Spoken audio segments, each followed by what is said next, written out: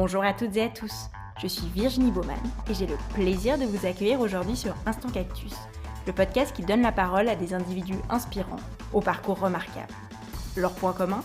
Ils ont su croire en eux afin de prendre leur envol et mettre en scène leurs passions, talents, convictions et potentiel. Au-delà d'une simple valorisation de ces vécus passionnants, Instant Cactus se veut aussi une exploration des réflexions et questionnements qui ont jalonné leur chemin. En espérant que leurs parcours et leurs mots vous insufflent l'envie de prendre votre envol, je vous souhaite une très belle écoute.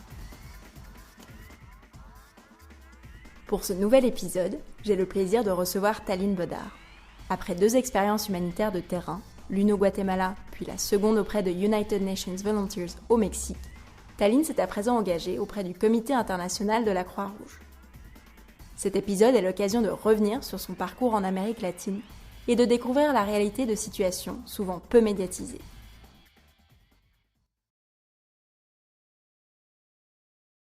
Hello Taline! Bonjour Virginie.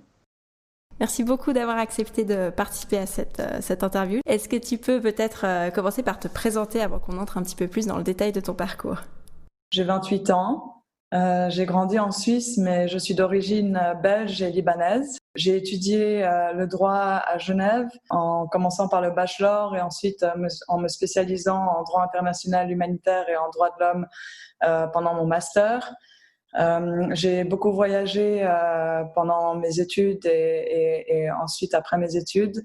Et j'ai vécu dans plusieurs pays en Europe et en Amérique latine, notamment pour les études, mais aussi pour les voyages et pour mes expériences professionnelles de terrain d'humanitaire.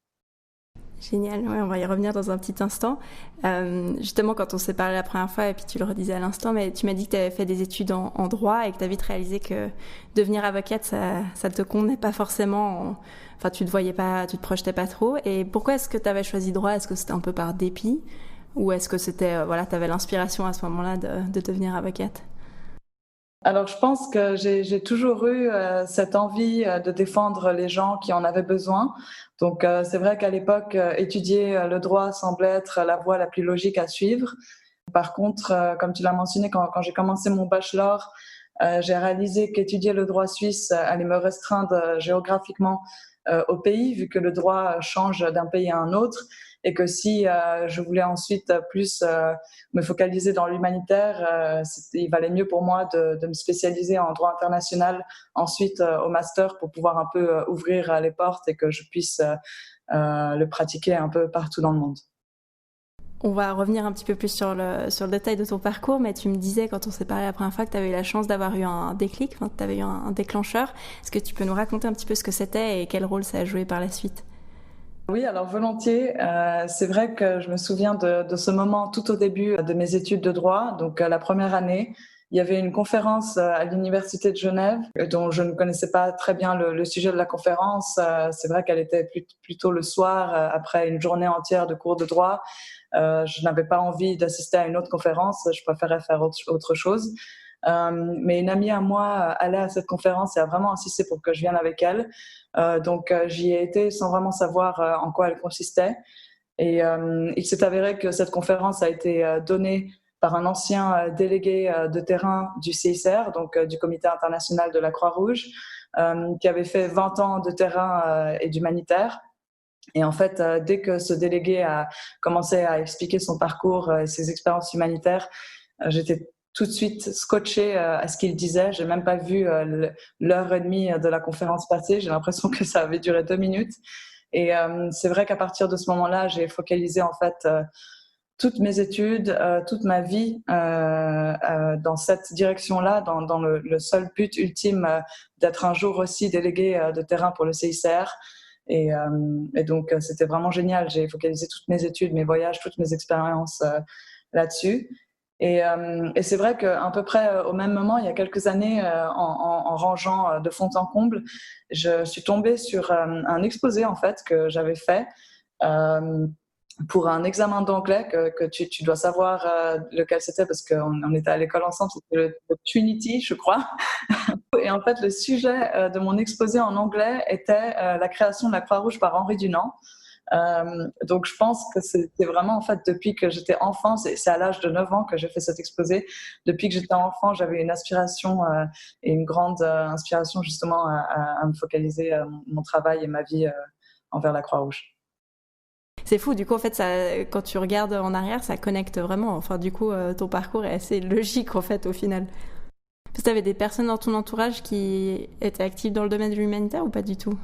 Pas du tout. Bon, ma maman a travaillé très longtemps à l'ONU, mais c'était pas exactement le même travail que la Croix-Rouge. C'était moins de terrain, c'était plus dans les ressources humaines. Donc je pense que j'ai grandi à Genève aussi, hein, entourée d'organisations internationales partout, avec ma maman à l'ONU. Je pense que ça aide aussi.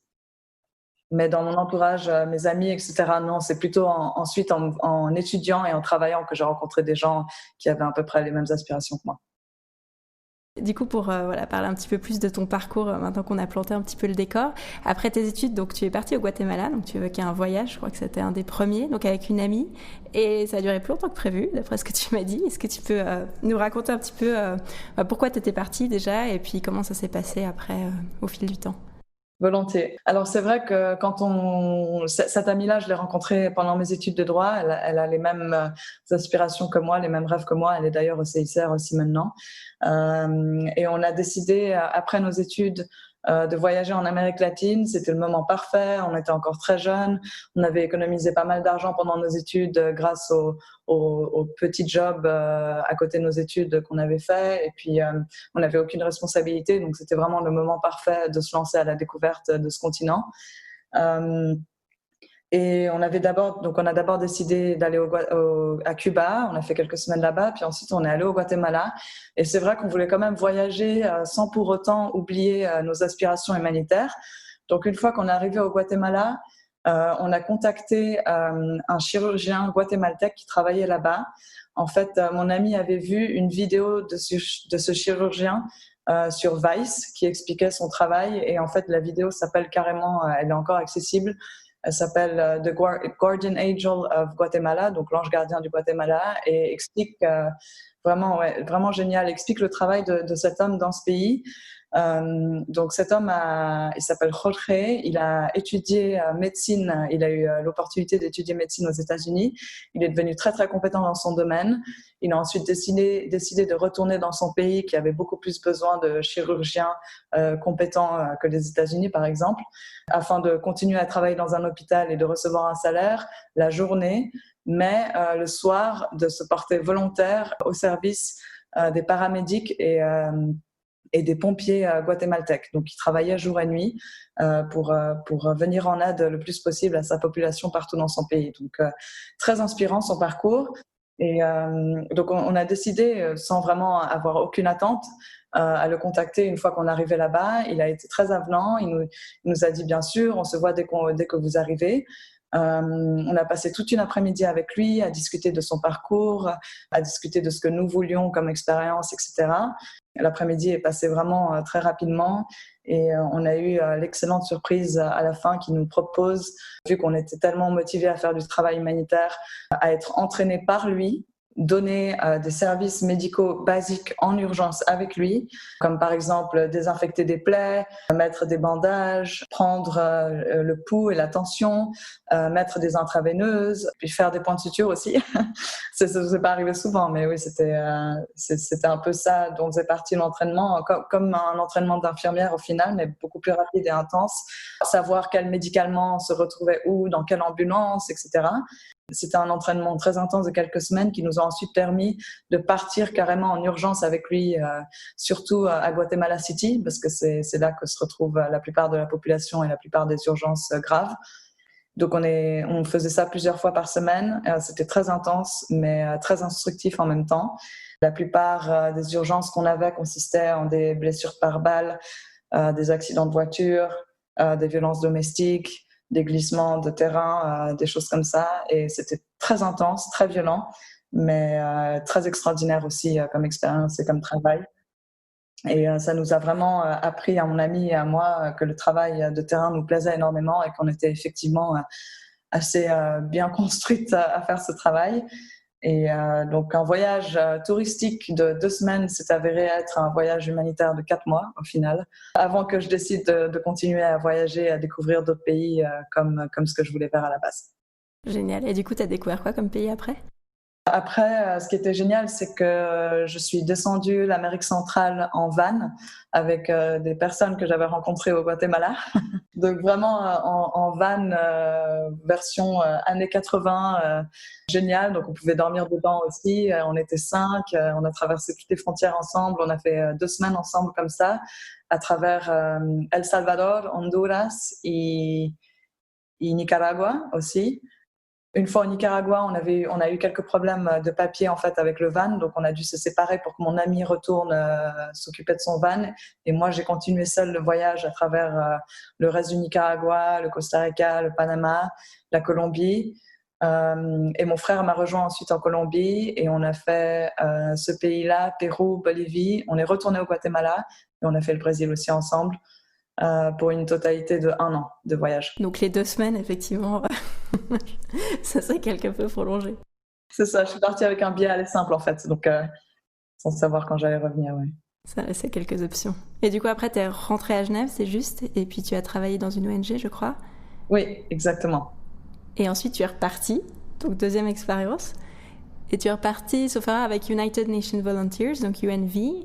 Donc j'avoue que j'ai découvert le programme quand tu m'en as parlé. Donc peut-être pour celles et ceux qui ne savent pas non plus de quoi il s'agit, est-ce que tu veux nous expliquer un peu en quoi ça consiste et puis surtout ce que tu y as fait ?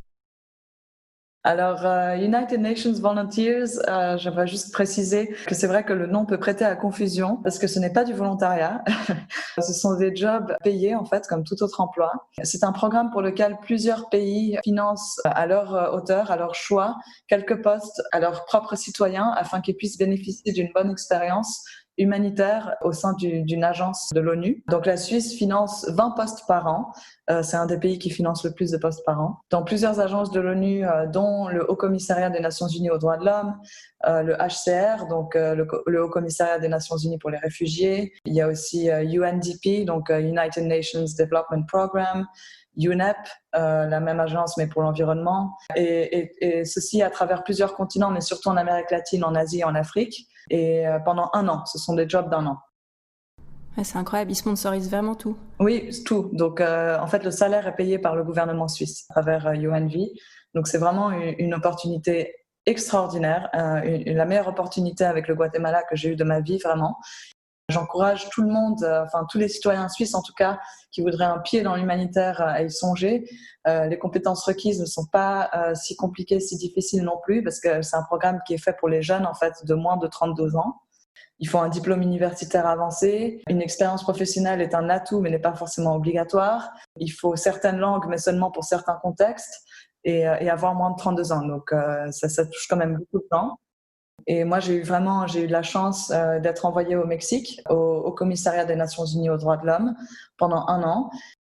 Mon expérience au Guatemala, ainsi que ma connaissance du continent et de la langue, ont effectivement aidé au recrutement. Et je travaillais dans la protection des migrants, des journalistes et des défenseurs des droits humains à travers tout le pays. J'étais basée à Mexico City, mais j'allais sur le terrain très régulièrement pour documenter et rencontrer et protéger aussi les personnes affectées par la violence dans ces domaines-là. Au début, c'est vrai que j'étais beaucoup plus focalisée sur la protection des journalistes et des défenseurs des droits humains. C'est un des pays les plus dangereux au monde, en fait, pour ces personnes-là, dont la protection des droits humains est essentielle. Mais c'est vrai qu'ensuite, la crise, donc ça c'était en 2018-2019, la grande crise migratoire d'Amérique centrale a débuté à peu près au milieu de mon contrat. Et vu que j'étais bien habituée au fonctionnement du pays et de l'agence de l'ONU et de son travail sur place, je me suis plus focalisée dans la défense des droits des migrants d'Amérique centrale qui traversaient le Mexique, soit pour y rester, soit pour continuer à trouver une chance aux États-Unis. Et cette crise a été très violente aussi, donc j'ai plus focalisé mon travail là-dessus dans la deuxième moitié de mon contrat. Et concrètement, enfin, j'imagine qu'il n'y a aucun jour qui se ressemblait, ça c'est sûr, mais un exemple de ce que tu faisais ? Alors, nos portes, ce qui était génial avec le système de l'agence de l'ONU là-bas, est que nos portes étaient ouvertes. Donc, en fait, n'importe quel problème de n'importe quelle personne pouvait être soumis à l'agence. Moi, si je me focalisais sur les journalistes et les défenseurs des droits humains au début, c'est-à-dire qu'on recevait en fait des plaintes de violences qui avaient été commises envers ces personnes-là. En fonction de l'endroit où ces personnes se trouvaient et de la situation d'urgence dans laquelle ils se trouvaient aussi, soit on allait directement les voir sur le terrain et ensuite en même temps communiquer avec les autorités locales, parce que le pays est aussi divisé en différents États, communiquer avec les autorités locales sur place, la police notamment, ainsi que les agences de protection. Et on essayait d'établir un plan coordonné avec d'autres ONG. Il y a énormément d'ONG au Mexique aussi qui travaillent dans ce domaine-là, donc un plan coordonné de protection pour ces personnes victimes de violations de droits humains, afin que non seulement elles puissent continuer leur travail dans ce domaine-là, tout en étant protégées, mais en plus, dans certains cas, puissent avoir justice pour la violence qui a été commise envers eux. Ah oui, donc c'était quand même... Enfin, c'était super intense, j'imagine, tout ce que t'as vécu. C'était pas trop dur au début de s'adapter? Oui, c'était un peu dur, effectivement. Après, c'est vrai que j'avais déjà eu la chance d'avoir de l'expérience dans le terrain et d'avoir beaucoup bougé, d'avoir beaucoup voyagé. Donc, je ne suis pas non plus partie avec cette idée complètement irréaliste et utopique. Je m'attendais à peu près à ce que j'ai vécu là-bas, mais pas à ce que ce soit aussi grave, en fait. La situation humanitaire sur place, c'est vrai que je m'étais renseignée autant que je pouvais sur Internet, sur la situation au Mexique. J'étais partie en sachant déjà, par exemple, que c'était un des pays dans lequel il y avait le plus de meurtres au monde en 2018 après la Syrie. Donc ça, c'est le genre de choses qui diminue l'utopie drastiquement tout de même. Mais la situation des journalistes et des défenseurs des droits humains, vraiment pas. Là, c'était quelque chose qui m'a vraiment impressionnée. Enfin, c'est vrai que c'était choquant au début, mais le but est de s'adapter le plus rapidement possible et de mettre son choc de côté afin de se plonger le plus rapidement possible dans les choses utiles à faire pour les personnes qui en ont besoin. Ouais, être efficace assez rapidement. Mais c'est vrai que c'est juste ce que tu dis, on en avait déjà parlé, mais il y a certaines zones du monde et certains conflits, enfin certaines situations clairement qui sont plus ou moins médiatisées et des fois je pense qu'on peut tomber de haut selon où on arrive et ce qu'on découvre. On se sent presque naïf de ne pas être au courant avant. Et du coup, pour revenir un petit peu par rapport à ces deux expériences, j'imagine que tu as vécu des choses qui étaient pas faciles, des moments durs et puis sûrement beaucoup d'images marquantes, que ce soit de violence, d'injustice ou peut-être même des scènes du quotidien qu'on va trouver assez simples mais qui sont souvent brutes. Qu'est-ce qui t'a le plus choqué ou marqué pendant ces deux expériences? Bon, comme on a déjà mentionné les deux, ce qui m'a le plus choqué au début, c'est l'intensité en fait des injustices quotidiennes sur place. La douleur que certaines personnes ressentent, des choses qui leur sont arrivées, mais pour nous, en fait, inimaginables. Le genre de choses qu'on pourrait voir dans des films et être choqué et ne pas du tout réaliser que ça se passe en fait tous les jours dans certains pays. Et aussi ce manque de médiatisation et malheureusement aussi de curiosité en fait de ces problèmes en Suisse, mais aussi dans plusieurs autres pays de l'Europe. On parle jamais du Mexique ou du Guatemala. On les voit jamais dans le média, alors que la situation est tout aussi grave que d'autres guerres ailleurs. Donc ça, c'est vrai que c'était difficile pour moi à digérer au début. Ensuite, le quotidien, c'était aussi effectivement très difficile d'avoir des mauvaises nouvelles et des personnes qui viennent vous voir en vous disant que vous êtes leur dernier espoir, etc. C'était difficile à gérer, mais c'est le genre de travail où il faut être fort mentalement et il faut pouvoir se ressaisir et mettre de côté à n'importe quelle émotion choquante ou troublante ou négative qu'on peut avoir, parce que notre but, c'est d'aider les gens. Donc, il faut qu'on soit sain d'esprit et il faut qu'on soit là et il faut qu'on soit efficace. Après, moi, j'ai eu la chance parce que je me suis jamais vraiment retrouvée, en fait, dans des grandes situations de danger. On était dans des endroits dangereux, on a eu des situations compliquées, des conversations sensibles et un peu violentes, mais le fait qu'on représente en fait l'ONU avec mes collègues voulait dire aussi se mettre en retrait une fois que la situation devient compliquée à tel point qu'il est impossible de faire quoi que ce soit d'autre que d'essayer de trouver une autre stratégie. Donc, on essayait quand même d'insister, mais si ça n'allait pas, si on voyait pas un retour de l'autre côté ou si on voyait en plus une réaction violente et difficile, on arrêtait la négociation et puis on essayait de trouver une autre stratégie pour éviter de se mettre en danger nous-mêmes. Ouais, je reviens à ce que tu disais avant, mais c'est vrai qu'il faut un mental super fort aussi pour gérer tout ça. Et j'imagine que, il y a comme une forte implication émotionnelle dans tout ce que tu vis. Ça devait pas être facile de prendre un peu de la distance et puis pas avoir ces images qui tournent un peu en boucle dans la tête. T'arrivais à gérer ça? Enfin, t'arrivais un peu à segmenter dans ta tête, ou au début ça a été peut-être un peu dur? Alors, au début, quand j'ai commencé mon travail, il y avait aussi toute l'implication du fait que je venais de déménager dans un nouveau pays.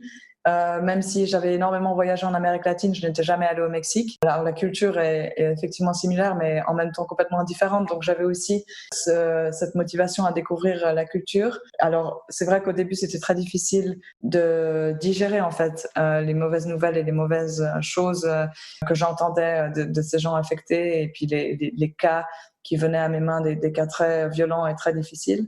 Mais tout humanitaire sait que son travail va être très difficile en arrivant sur le terrain, et donc se prépare aussi préalablement mentalement à cela. Et je pense que aussi mon expérience au Guatemala m'a permis d'avoir un estomac assez solide, ce que je conseille d'avoir aussi d'ailleurs, c'est très utile. Donc oui, c'était difficile, mais comme je l'ai mentionné avant, en fait, je mettais tout ça. En fait, c'est devenu un automatisme au bout d'un moment, parce que je mettais tout ça de côté, parce que je remarquais que j'avais vraiment besoin d'être là pour les gens, et que être là pour les gens veut dire être sain et être concentré et être entièrement là pour pouvoir les aider, et donc mettre de côté toute chose négative mentale pour pouvoir bien faire son travail. Ensuite, c'est vrai qu'on travaillait énormément. Il y a des fois où je travaillais plusieurs jours à la suite pendant quelques semaines, mais on avait quand même un bon système au bureau, un système de calendrier d'urgence. Donc en fait, il y avait peut-être une semaine sur deux ou une semaine sur trois, quand je faisais moins de missions, où j'étais sûre qu'on n'allait pas me contacter en dehors des heures de travail et que j'allais pas avoir d'urgence. Et donc ça m'a énormément aidé. C'est un système qu'on a mis en place ensemble avec mes collègues en fait. Ça m'a énormément aidé à mettre mon travail de côté et à me ressourcer, sortir avec mes amis, faire du sport, voyager partout dans le pays. C'est un pays incroyable. Au final, ça a été. Ouais, t'avais quand même des moments un petit peu off pour lâcher la pression et puis, ouais, comme tu disais, te ressourcer un petit peu avant de repartir. Exact. Et je lisais un article il n'y a pas très longtemps qui disait que l'humanitaire aussi souvent entre une sorte d'idéalisme et de l'autre côté la réalité du terrain, et que les équipes mobilisées y vont avec les meilleures intentions évidemment, mais qu'elles sont vite confrontées, c'est ce que tu disais avant, à la réalité du terrain, et qu'au fond c'est un travail de l'ombre qui est peu médiatisé selon les zones du monde, avec souvent des désillusions. Est-ce que toi ça a été ton cas? Est-ce que des fois tu as été frustrée parce que tu te disais en fait cette action elle s'arrête là, je peux pas aller plus loin et on va pas pouvoir faire mieux que ce qu'on a fait, même si c'est déjà incroyable? Est-ce que tu as eu des frustrations comme ça? Beaucoup. Oui, alors ça c'est quelque chose aussi que j'ai découvert. C'est pour ça que mon expérience était vraiment géniale en fait au Mexique, parce que elle m'a appris énormément de choses au niveau de l'humanitaire. Et une des choses qu'elle m'a appris, c'est de faire face à ces frustrations et de les gérer du mieux possible. Honnêtement, c'est vrai que si les organisations humanitaires arriveraient à tous leurs résultats qu'elles espéreraient et dont elles auraient envie, le monde serait bien meilleur. Donc effectivement, j'étais souvent frustrée, ça faisait souvent partie de mes émotions personnellement. Et aussi vouloir protéger tout le monde et changer la vie de toutes les victimes de violations grossières des droits humains que j'ai rencontrées faisait partie de mon quotidien, du moins au début, jusqu'à ce que la réalité me frappe et que je comprenne en fait la complexité du domaine. C'est vrai que c'était difficile pour moi au début de comprendre et de m'adapter à tout ça. Je suis pas non plus partie avec une utopie complète comme je le mentionnais avant, mais c'est vrai que mon idée était quand même plus utopique que la réalité. J'imaginais atteindre plus d'objectifs positifs, mais en fait, j'ai réalisé ensuite sur place que chaque victoire, qu'elle soit minime ou majeure, valait complètement la peine et valait tous les efforts et toutes les frustrations, et me motivait énormément en fait à continuer énergiquement mes efforts, même si cela voudrait peut-être dire plus de frustration entre-temps. C'était pas grave. Juste rencontrer des gens qui vous remercient pour votre travail et qui vous disent que la vie a changé grâce à vous, ça vaut tout l'effort du monde, et ça vaut aussi toutes les frustrations, parce que ça prouve qu'on est quand même là pour quelque chose. Même si on voudrait être là pour plus, il y a toujours, si on continue dans cette voie-là, on peut de toute façon faire mieux. Donc voilà, j'ai aussi quelques exemples de bonnes nouvelles qu'on a eues. Je ne sais pas si tu voudrais que je les partage. Si tu peux, avec plaisir. Et alors, l'exemple qui me sort tout de suite, un des plus grands exemples, c'était que grâce au travail de mon collègue et moi, certaines personnes, 6 pour être précise, sont sorties, c'était des personnes qui défendaient des droits humains, sont sorties de prison après avoir été détenues illégalement pour des meurtres qu'ils n'avaient aucunement commis pendant plus de 10 ans, sans procès équitable, sans opportunité en fait de sortir. Un cas très compliqué, très lourd, qui nous a pris énormément de temps en plus de tous les cas d'urgence qu'on avait. Donc ça, c'était vraiment la victoire de l'année en fait. Ouais, j'imagine, ça devait être assez émotionnel aussi. Ouais, c'était très émotionnel, c'était génial, ça valait tous les efforts et c'est ce genre de nouvelles en fait qui donne toute l'énergie du monde pour continuer à s'acharner et avoir des frustrations si on a ensuite la chance de pouvoir répertorier ça à d'autres personnes. Et ça crée aussi un antécédent en fait parce que c'est compliqué pour certaines autorités, certains tribunaux d'avouer qu'ils ont fait une faute. Notre but aussi, enfin l'idée de mon collègue, et moi je suis arrivée aussi entre-temps dans cette idée-là, était de créer un antécédent pour que les autres tribunaux, dans d'autres contextes, continuent aussi à avouer d'autres erreurs qu'ils pourraient avoir commises. Donc bref, c'était génial. Ouais, que ce soit un peu un effet domino et que ça finisse par faire bouger les choses. Exact. Et que ça finisse par sortir en fait toutes les personnes qui se retrouvent dans une situation similaire. Il y avait aussi un autre moment où quand plus mon contrat avançait, plus je devenais autonome. J'ai raconté pour quelles raisons je me suis plus focalisée dans le thème migratoire ensuite.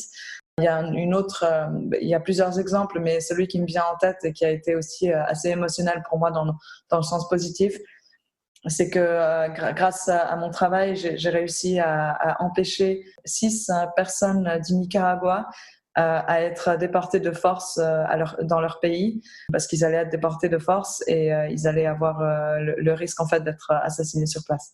Donc, j'ai réussi à empêcher cette déportation et à leur octroyer une certaine protection au Mexique. Donc ça, c'était vraiment génial aussi. Voilà, ça c'est un peu c'est des exemples. Comme on disait avant, j'aurais voulu en avoir 50 à donner en fait. Ça n'a pas été le cas, mais juste certains exemples, même s'il y en a moins comme ça, c'est tout ce qu'il me faut pour continuer. Et puis, comme tu disais, peut-être ça a l'air d'être des petits pas, mais en réalité, tu y étais 1 an, donc c'est quand même des exemples assez marquants sur une période de temps qui n'est pas non plus si longue que ça. Et puis, comme tu disais, n'importe quel petit pas, en fait, a une valeur incroyable, parce que de toute façon, ça fait bouger les choses. Et puis, je pense que tu disais, ça crée aussi un antécédent, mais ça donne aussi un message d'espoir à des personnes qui sont dans des situations plus que précaires ou plus que sensibles, on va dire. Oui, exact. Il y a autre chose un peu pour expliquer, si ça te va, je vais juste donner un exemple de frustration qui était assez régulière pour que les personnes qui m'écoutent comprennent. La plus grosse, c'était que en fait, le mandat de l'ONU de notre agence, c'est la protection des droits humains. Par définition, une violation de droits humains est une violation commise par des autorités étatiques envers sa population. Donc en fait, nous, on avait plein de gens qui venaient nous voir avec des problèmes qui ne rentraient pas dans la définition de violation de droits humains. Alors des problèmes effectivement énormes, mais on ne pouvait pas les aider parce que ça ne fait pas partie de ça. Donc des violations qui leur avaient été commises, mais pas de droits humains, mais par une autre personne non étatique, entre personnes dont l'État est censé protéger en fait ces problèmes-là, mais ne le fait pas toujours bien. Et dans ces cas-là, comment vous faisiez ? Enfin, est-ce que vous redirigez ces personnes vers d'autres instances ou vous deviez simplement les éconduire ? Non, alors on faisait de notre mieux pour les rediriger dans des ONG dont on connaissait le travail, mais aussi envers des autorités étatiques dont on savait que certaines n'allaient pas être n'allaient pas prendre leur cas en priorité, alors que pour nous, ça aurait pu l'être si c'était une violation de droits humains, malheureusement. Du coup, c'est une excellente transition à ma question suivante, parce que je voulais te demander si toutes ces expériences qui ont été, on l'a vu, très très intenses, tant sur le plan émotionnel que psychique que juste humain, est-ce qu'elles t'ont changé, ces expériences ? Est-ce que tu sens que tu as évolué d'une certaine façon ? Beaucoup aussi. Alors déjà, j'ai appris que c'était vraiment ce que je voulais faire de ma vie, ça c'est sûr. C'est grâce à ces expériences-là que, en fait, plus j'ai des expériences similaires, plus je réalise que c'est ce que j'ai envie de faire, ce qui est génial parce que Du coup, ça me pousse de plus en plus vers mon rêve. Grâce à ces expériences, j'ai vu que j'en étais capable, en fait, au final. J'ai vu que ça s'était bien passé, que j'avais bien réussi, même si j'ai pas réussi à faire tout ce que je voulais. Ce que j'ai pu faire, je l'avais assez bien fait. Et il y a rien de mieux que de réaliser qu'on n'est pas si mauvais dans ce qu'on aimerait faire. Aussi, j'ai remarqué quelque chose, c'est que bon, moi je suis une personne très expressive, hein, c'est-à-dire que je cache très rarement mes émotions.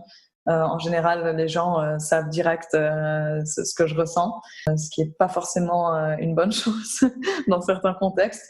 Et en fait, j'ai réalisé aussi avec plaisir au Mexique que j'étais capable d'avoir un visage neutre et immobile en fait, sans expression quand j'en avais besoin, quand je me retrouvais dans des conversations très sensibles en face de personnes que j'avais vraiment l'envie de leur dire leur cas de vérité en face, mais je ne pouvais pas parce que ça ne servait à rien. Donc j'ai gardé mon calme et mon poker face, comme certains l'appelleraient. Et ça, c'est quelque chose que j'ai appris aussi sur place. Et j'imagine que ça t'a fait aussi sûrement prendre du recul sur beaucoup de choses, sur ce qui est nécessaire, sur les valeurs de base et puis sur notre société, qu'elle soit de consommation, juste sur la société au sens plus large du terme. Et je me demandais comment tu le vivais quand tu rentres en Suisse. Est-ce qu'il y a un décalage, et même par rapport à ton entourage ou tes amis qui ont peut-être des parcours, j'allais dire traditionnels, mais c'est pas le bon mot, mais on va dire des parcours de bureau, pour utiliser ce mot-là, parce que à l'inverse du terrain. Est-ce que, voilà, comment tu te sens quand tu rentres en Suisse et comment tu te positionnes par rapport à tout ça? J'avoue que mon retour à Genève, je suis retournée à Genève directement après mon expérience au Mexique aussi. J'ai à peine eu le temps de faire le lien parce que j'ai commencé au CICR directement. Donc c'est vrai que la transition était assez courte et j'avoue que j'étais pas dans mon meilleur état. Et en fait, c'était surtout dû au fait que j'étais revenue dans un contexte et un pays qui est complètement différent. Et j'ai senti en fait ce décalage, surtout envers les nouvelles personnes que je rencontrais, dans n'importe quel contexte en fait, à travers des amis, etc. Les nouvelles personnes que je rencontrais, c'est vrai que ça a été dur pour moi. Parce que c'est vrai que la Suisse, mais plus particulièrement Genève, est entourée d'une bulle un peu paradisiaque. Les gens ne réalisent pas vraiment ce qui se passe dans le monde. Et non seulement ne le réalisent pas, mais ne l'ont pas vécu, en fait. Donc, je me sentais un peu intrus, parfois. Mais c'est vrai que ça... Après, j'ai mes bons amis, hein. J'ai mes très bons amis que j'ai depuis longtemps, depuis plusieurs années, avec lesquels il n'y a plus de filtre, envers lesquels je peux être moi-même complètement. Je peux partager mes expériences. Et j'ai rencontré des nouvelles personnes en travaillant au CICR, en fait, qui avaient les mêmes aspirations que moi, les mêmes rêves et qui venaient de partout dans le monde et avec qui je pouvais me sentir un peu de nouveau dans une autre petite bulle humanitaire. Mais c'est vrai que ça m'a pris du temps. C'est vrai qu'au début, c'était très difficile pour moi. Et puis c'est pas évident, c'est très juste ce que tu dis sur Genève, c'est une petite bulle et c'est très auto-centré, enfin on vit dans une espèce de microcosme qui est complètement hors du monde. Et c'est pas évident aussi de trouver un petit peu, moi j'aime bien le terme tribu, c'est pas évident de trouver sa tribu et les gens qui soient alignés avec les mêmes intentions, les mêmes valeurs, donc c'est important d'avoir pu retrouver ça ici aussi, j'imagine. Ouais, exact. Et puis bon, on arrive à un âge aussi où, je veux dire, on a quelques bons amis, ça nous suffit. Tu vois, on n'a plus besoin d'avoir des centaines d'amis. On réalise avec l'âge que ça ne sert à rien. On a des très bons amis, on en a plusieurs. C'est tout ce qu'on a besoin, quoi. On est clairement dans une période où de plus en plus de personnes aspirent à un métier plus humain, on l'a évoqué avant, et puis aussi une quête du collectif, ça revient un petit peu à cette idée de tribu au final, mais des tâches qui sont aussi plus utiles à la société, aux autres, avec des vraies valeurs, et puis on le voit un petit peu partout dans plein de médias, c'est la recherche du sens. Toi, qu'est-ce que tu as trouvé dans l'humanitaire qui te fait dire que tu es au bon endroit et que tu as trouvé ta place ? Pour moi, l'humanitaire me permet de donner une chance aux humains qui ont tout perdu, en fait, qui ont plus énormément d'espoir, qui ont vécu des choses inimaginables. Comme la plupart des gens qui nous entourent, je viens d'un milieu favorisé, j'ai grandi en bonne santé, j'ai toujours eu les opportunités que je voulais, et surtout grâce à l'éducation incroyable que j'ai pu acquérir, etc. J'ai jamais manqué de rien. J'aurais pu naître au milieu d'un pays en conflit armé, en guerre. J'aurais pu naître au milieu d'un camp de réfugiés dans lequel mes parents auraient vécu depuis je ne sais combien d'années, sans rien, en ayant d'énormément besoin d'humanitaire. Et si ça avait été le cas, j'aurais clairement voulu qu'il y ait des personnes qui viennent s'intéresser à moi et qui viennent me demander quels besoins j'aurais et qui viennent essayer d'alléger mes souffrances. Pour moi, c'est logique de redonner un peu de la chance que j'aurais eue. C'est une très belle réponse. Merci beaucoup.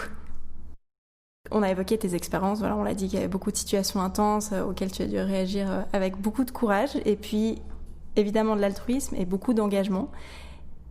Et on en parlait avant par rapport à la quête du sens, mais ça demande aussi de l'abnégation puisque dans un certain sens tu renonces à ton confort, même si tu l'as dit, tu le recherchais pas forcément, c'était pas une aspiration personnelle, mais il y a plein de gens qui pourraient se dire bon bah moi je veux une voie classique de métro, boulot, dodo. Toi c'est clairement pas ce à quoi tu aspires. Qu'est-ce que tu réponds aux gens qui te disent mais est-ce que tu veux pas un jour quand même reprendre la voie normale entre guillemets évidemment. Est-ce que ça te semble une option à terme de voilà, peut-être bifurquer ou pour le moment tu y penses pas trop et puis tu te projettes dans le moyen terme où tu as envie d'être sur le terrain? Bon, je n'exclus rien à long terme, je m'y projette pas non plus beaucoup, mais c'est vrai que je n'exclus rien. J'aime bien me dire que tout est possible en fait. Donc je m'imagine bien faire encore quelques années de terrain.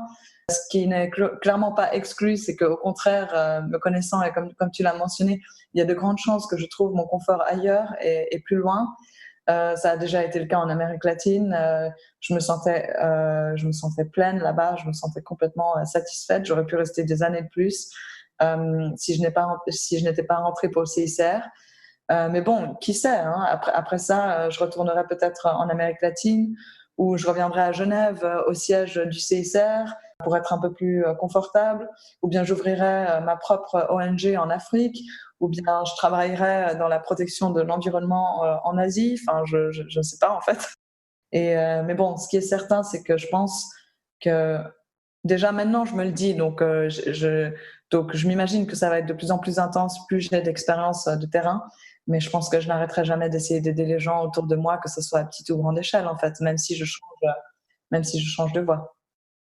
Et du coup, on parlait de projets à plus ou moins long terme. Dans les projets à court terme, tu disais avant que tu avais travaillé pour le CICR ou au siège à Genève, et tu vas bientôt partir, je crois, en mission sur le terrain. Est-ce que tu peux nous dire un petit peu ce que tu vas y faire ?